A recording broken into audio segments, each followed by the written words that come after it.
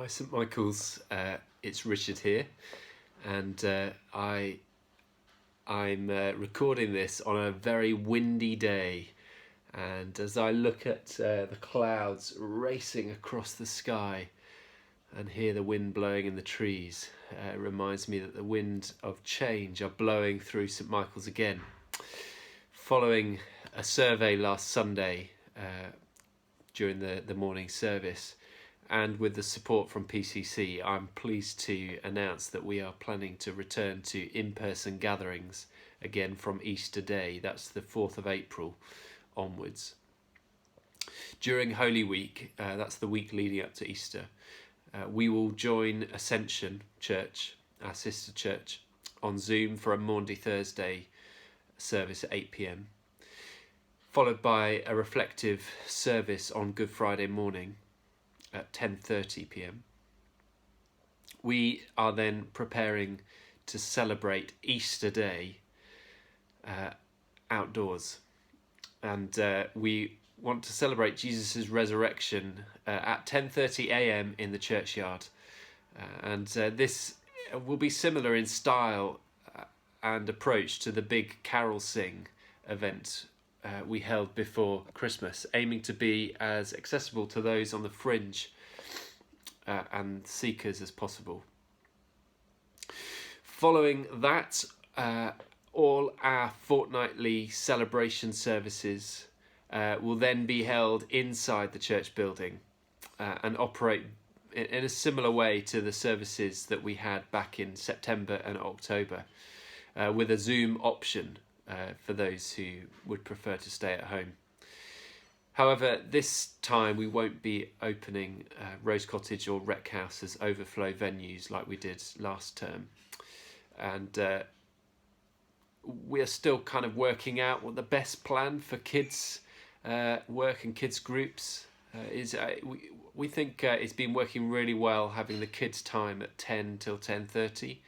And that becomes a lot more difficult to manage and handle when we go back into the building if we start to have physical groups meeting for the children. So we're still working that out, and I just ask for your patience as we continue to come to a decision on that, and then we will communicate a plan when we have one.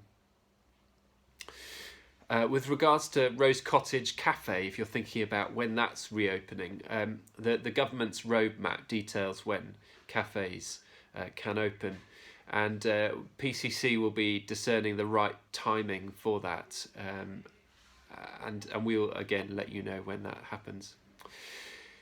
There will of course be huge blessings in being able to gather physically again on Sundays, such as celebrating communion again. Some of you, I know, will have missed that. But it will be some time before we see a return to congregational singing or social mingling. And of course, we have to continue wearing masks, so it's not going to be easy. However, I want to invite you to consider what God opportunities there might be as we begin to emerge out of lockdown. Maybe this is the time to begin reconnecting with community if you have felt isolated from church or you found it difficult to connect online. Maybe this is the time to begin to reconnect physically with other people. But also, you may want to consider joining a missional community. These are going to be the best places to really build relationships with people who have things in common with you, but also people that are very different from you, and maybe new people that you've not met yet. Who could you invite to the Easter Day service? It's a wonderful opportunity. People don't need to even go into the church building if that might be a barrier for people. They just need to come and stand outside. It won't be long, and there will be a good news message. I also want to ask, what habits and rhythms do you want to introduce to your life or continue? Maybe they're new habits that you've developed during lockdown. What habits do you think God might want you to continue?